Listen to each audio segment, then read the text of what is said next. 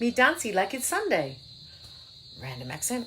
Happy Sunday, guys. Yes, it's Q&A Sunday where I answer something you guys have asked me. Or something Elodie's asked me. Or something somebody's asked me and I thought, oh yeah, I could do something with that. So twice this week I've seen... Actually, many times this week I've seen stuff online about this. But twice this week I've been asked about it because I've talked about how I do it in the past. So every year I have a word of the year. And I should have got my props ready before I started this. So I'll just unattach myself from here. Ooh, I've got this new gadgety thing. So, and I'll flip it.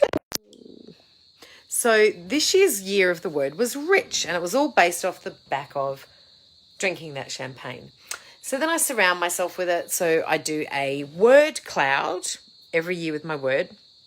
And this word cloud, it's a Chinese symbol for wealth, I think. I hope no one led me on a garden path on that one.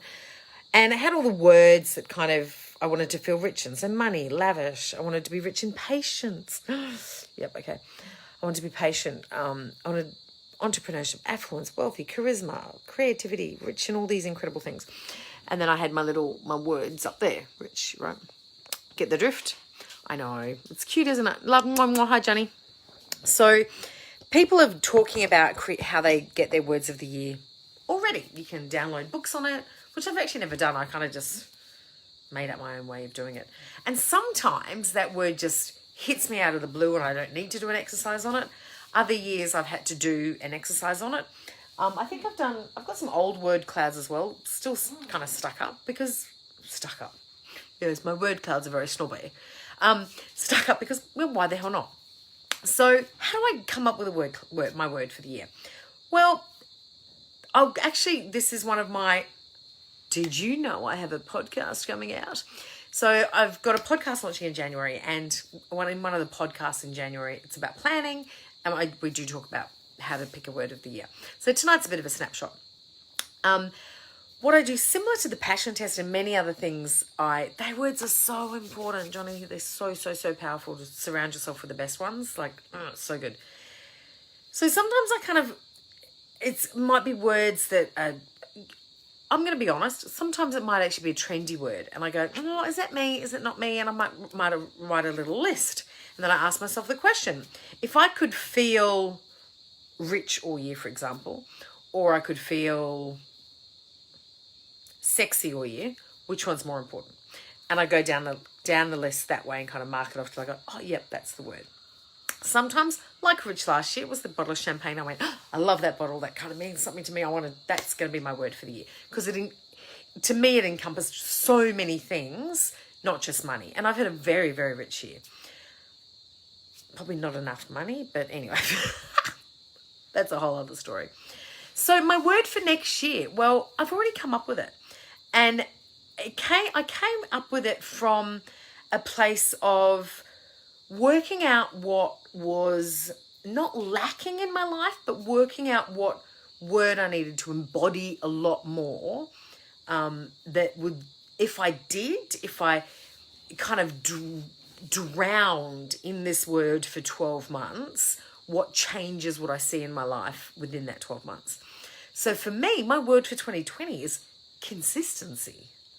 Now, I haven't done a word cloud yet on it. And part of me goes, oh, it's a bit boring, consistency. But to me, it feels great. So I asked myself the question,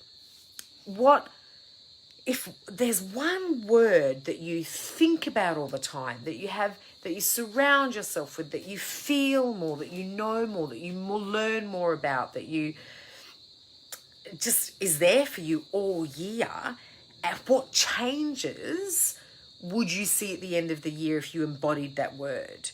So for me, all the words I've looked at in the last week or so going, what my word be? And I've done the exercise a couple of times and just nothing felt right. And nothing had kind of slapped me in the face going, yay, pick me, pick me, pick me. And so I went through, what do I want more of next year? How do I want to feel? What do I want to change? And consistency's it. And that can, I love, that's a good one. Oh, that's a good one, Johnny. I like that. What's your one for next year? Let me know. So I want consistency in everything. Consistency in revenue, consistency in my exercise, in my friends, my social life, seeing shows, reading, everything. I reckon if I have more consistency in everything, life will just continue to get better. And these lives are an example of this. I don't think I've been so consistent, as I've said before, on anything ever in my life. And I think if you'd said to me a year ago or 18 months ago, I think you're going to pick consistency as your word, I would have gone, pardon? Really? Oh, that's so boring. No. No, totally means something to me now. So that's my word for 2020. And that's how I did it. So I have that exercise, I pick some words that feel something, and then I go through and go, if I could have this and not have this, which would I want? If I could have this or have this, which would I want? As I said, same exercise as the TPT, the passion test. Or it comes to me randomly. I go, oh yeah, that's the word. But at the core of it, it's about, and some people, like, don't get me wrong, having a word does not mean you're going to have an incredible year. Truly, the word ain't it. Like, there's a whole lot more involved in having a good year than just having a word. And I'll go through more of that in the podcast in January as well. But to me, it's just that word is a reminder. It's that consistency. Funny, that's funny, actually, isn't it? Consistency.